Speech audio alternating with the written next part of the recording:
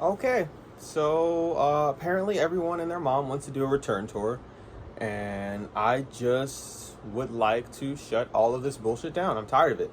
I am tired of NBA fans clinging on to nostalgia and stuff. We have dealt with this from previous generations before, and we were so tired of it. So I have no idea why we would want to perpetuate this cycle of annoying shit. Let me get this clear. You guys want Russell Westbrook on a championship level team.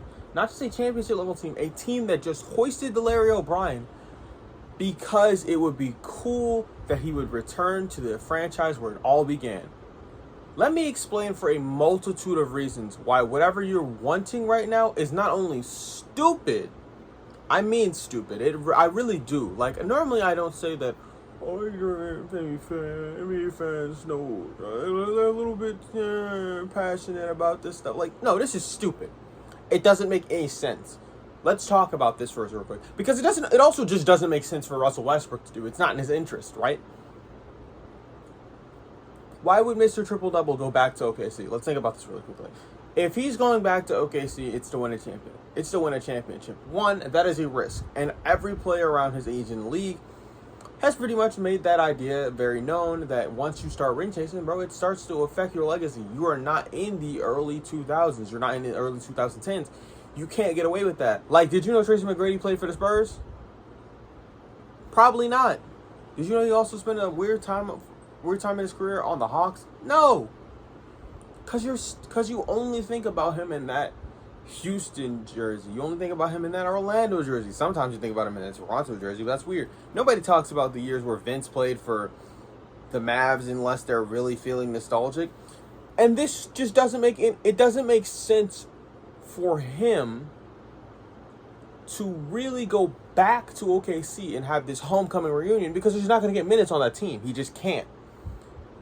A team that wants to win a championship is not going to give Russell Westbrook minutes. So he would sign there, not play, and be there. And Russ can still be effective, right? I just saw Russ do a lot for this Denver Nuggets team last year. But let's not get it twisted. If Denver had the option to not have to rely on Russell Westbrook in the fucking playoffs, they wouldn't. They wouldn't. So Russ needs to find a team that is desperate enough. Because think about this really quickly. If this guy had a great performance from three-point shooting for Denver, and when he didn't have to make as many decisions, he was good, right? He's not going back to OKC. It doesn't make sense for him. If I just had the year that he did after everybody said in the LA Lakers thing, it's like, we don't know what he'll be doing on his next contract. If I had to think about what he was doing, because we saw him have a shit show against the Clippers, right? Sorry, I say against the Clippers, on the Clippers at one point in time. All of the signs are pointing to him either returning to Denver or anywhere else in OKC, because think about this too. OKC just gave their three big guys money. They gave them a lot of money. Shea got $285 million, which is,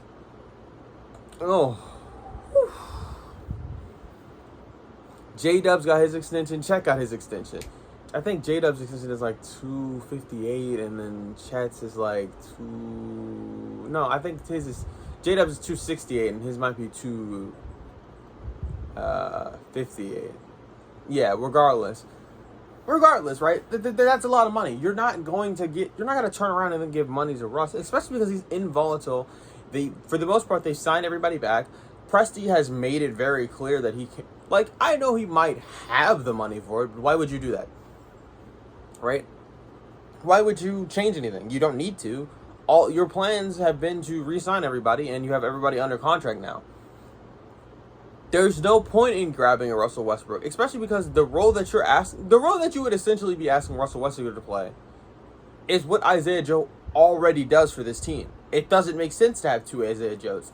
Isaiah Joe's not a great defender, but he gives effort. Russ is way too late in his career to give the same effort that Isaiah Joe is on the defensive end. especially because he wasn't a great defender even in his prime. Like, you're asking way too much of Russ on the defensive end. And then from a three-point shooting contest, even if I only think about Russ only taking corner threes and occasionally handling the ball when Shea, Jalen, and whoever else you want to handle the ball is just out of the games, they have Aaron Wiggins. It doesn't make sense for him to be on the roster. I'm sorry to tell you this, NBA fans. It's not the 2010s, and that gets to my bigger point in this video overall. By the way, Chris Paul has returned to the Clippers, which I never thought I would see that. For two reasons. One, I know LA is great. He's played a long time in LA, and he played for the Clippers organization. But I thought if he was ever going to come back to LA, he might as well just pack it up and be a fucking Laker at that point. Mainly because, if you don't remember, that he played during that Donald Sterling era. And I know he's played a little bit probably for Steve Ballmer. I'm not sure if the years line up because I don't really remember. I'm pretty sure that happened in 2014. Yeah, he played a little bit under Steve Ballmer. That being said, he wasn't thrilled to re-sign with Steve Ballmer, and did a sign-in trade. So him coming back just didn't feel right either.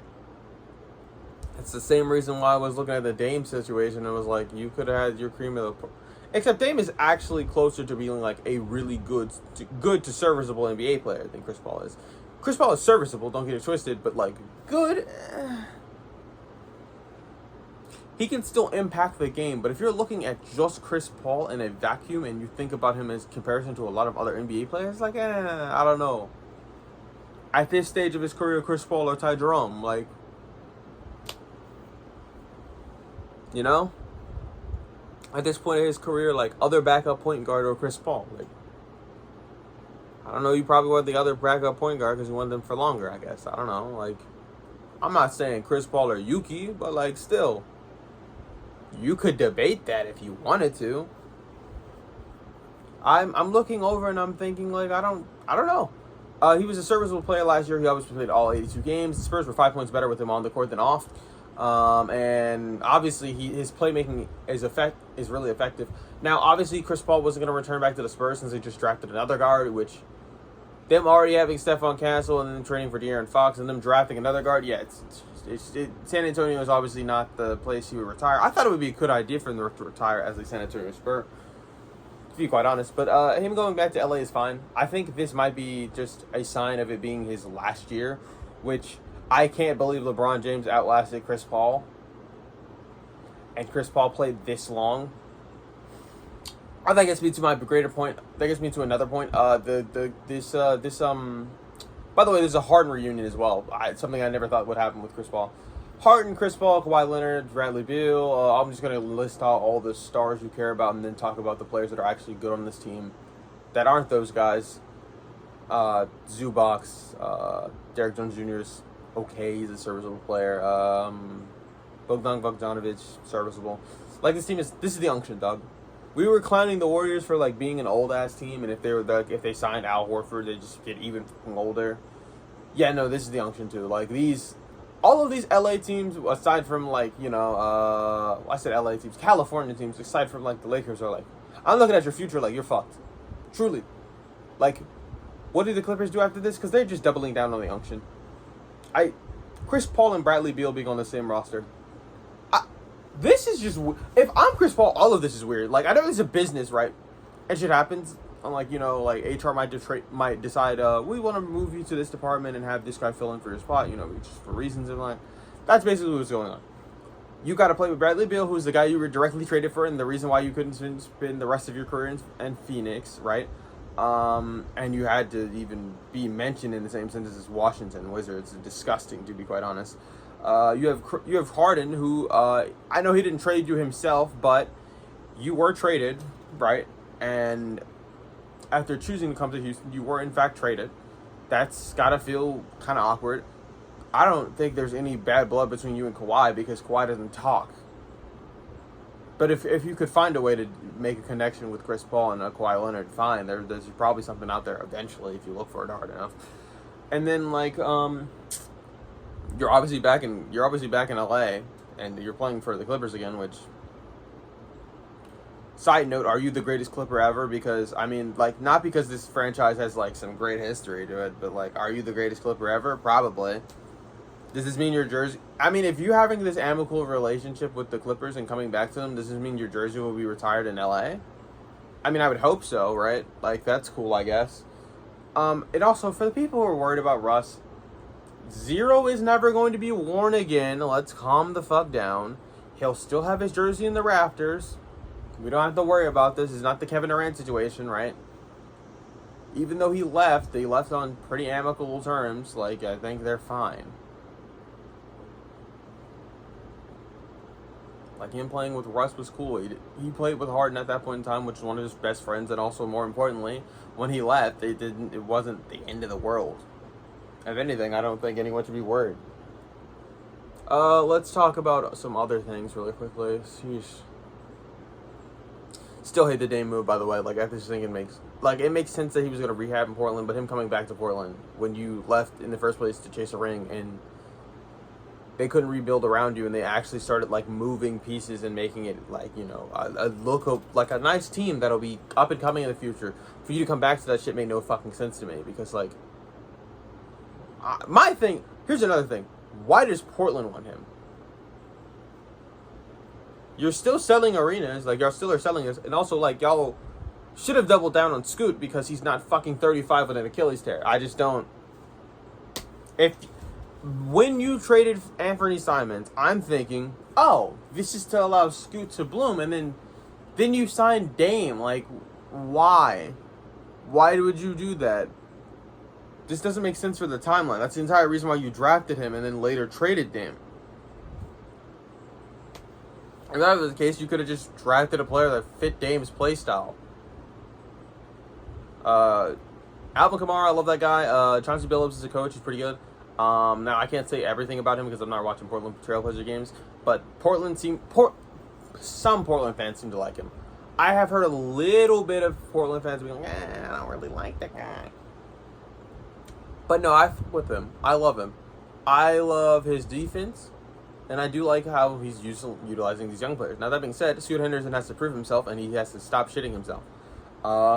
Is there anything else as far as news recently? I already talked about how I didn't like Devin Booker signing back with the Suns. I don't care that it's a 2-year deal. Now, I will say one thing. No, I do care that it's a 2-year deal. I care about it for the fact that, like, he's signing this, he's obviously getting his money right, but, like, if you don't leave after this deal, or, I don't know, demand a trade in the last year of this deal and then have, like, a cheaper contract on, like, a tender later, I don't know what this is for. I don't get it, to be honest. Speaking of things that sound kind of like that, Giannis, what are you doing? Because this better be your last year as a Milwaukee Buck, because this is... At this point, I'm looking at management like, yo, Miles Turner, great move, and retooling and replacing,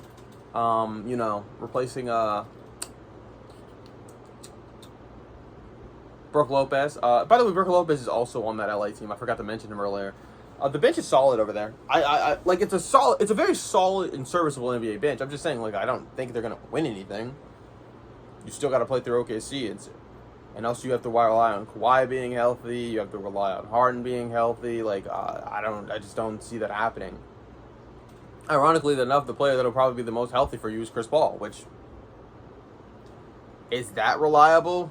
Probably not. Yeah, Giannis, I'm sorry. Like, the guard play from the team that you're going to see next year is going to be awful.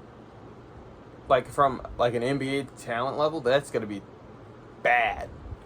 But since we're talking about returns, we're going to talk about the final return that people have been clamoring for. LeBron back to the Cavs. As a Cavs fan, as the resident Cavs fan, as the only Cavs fan on the internet, for some reason, because I never seem to find any other Cavs fans' content, dude, no.